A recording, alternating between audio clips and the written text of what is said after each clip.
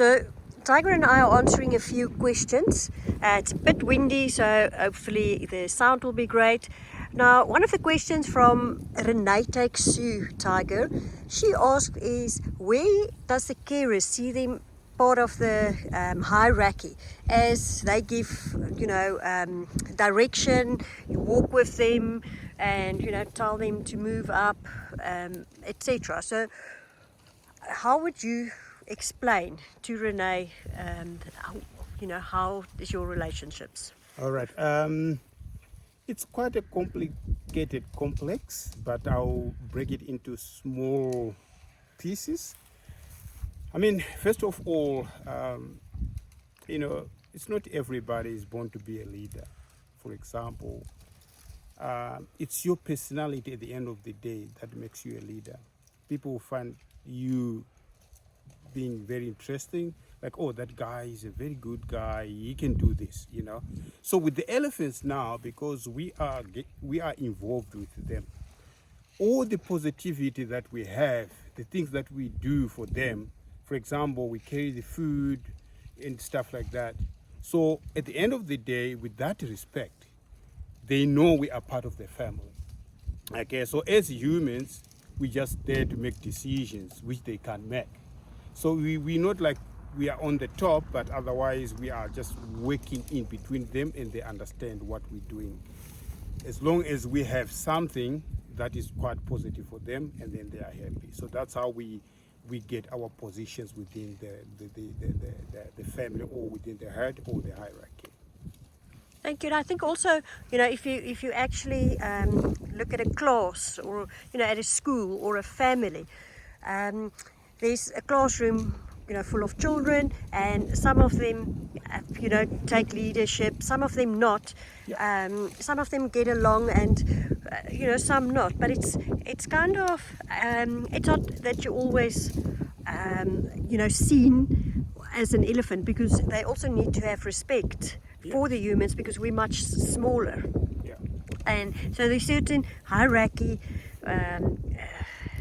places that, we as humans can't compete with, to get into a total hierarchy scenario. And it's by ways of your leadership, your that you fit in. And again, I think if you look at personalities, not everyone, not all the elephants like everyone, all the humans. Yeah, no, that is very true. I think if you take a look at the structure of the herd, the bond that we have created over the years, that makes us be part of that family, that herd. So they respect it, that they don't see us as something else, but instead we are just one big structure, depending on what role you play within the herd.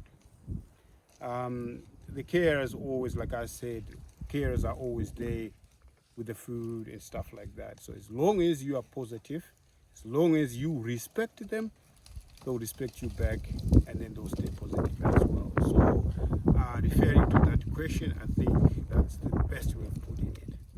It's all about personality and how positive you are towards them, and they will return that favor as well. Tigere, so Kathy Stephen asked if the elephants also protect us, when there's danger. Well, indeed, it's a very good question. Indeed, because we already part of the herd. So if something occurs, for example, the lions nearby, or buffaloes, or rhinoceros, or whatever it is that can be life-threatening, you'll find out your females are the most to respond, to protect, because it's an instinct that they always have, that they have developed. So, we have seen it so many times when we were out in the field with the elephants. We encountered lions endless times, but you could see how Tokwe, Lundi, and they all rush, together and gather around together in a way of protecting everybody. So us being involved, we just automatically fall into to the same herd. We are just one structure. So they also protect us. Yes, they do protect.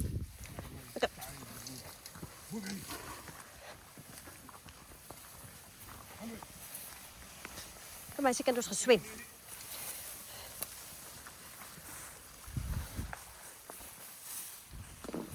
So the question that we also received was that, come meisiekind, come, come meisiekind.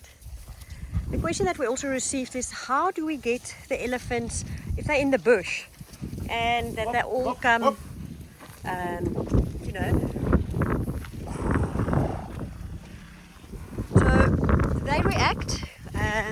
they react on certain words. There's quite a few words. So the elephants are actually, what we've done is to speak in one language.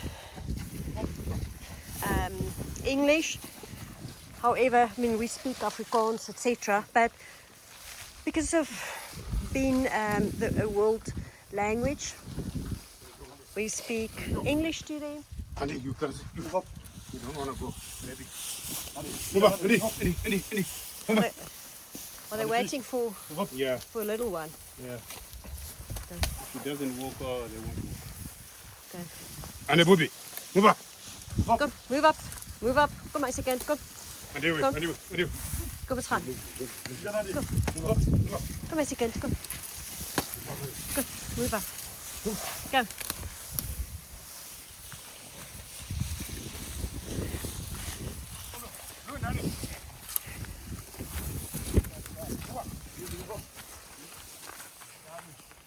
Okay, so Kitty Fish asked if how the elephants actually, you know, come from all sides.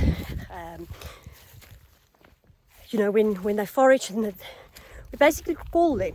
So they know quite a couple of English words. They do know some Shona as well. But I think also a lot of times it's about the way you speak, about how you, I don't know, you know, there's a, I mean, I can say in Afrikaans kom, and they can say come, but yeah, they kind of know what it means. They know now to come, you know, move up.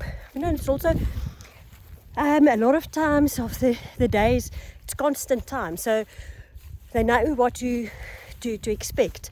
They know that, you know, it's more or less time to go and swim. Yes, so we actually just call them, and they react from that, you know, from that. And then we also got the question, do they know their names? And I think there's a few people who did ask that. And yes, they do know their names. Each of them are, you know, called by their name, and they react, and they will come.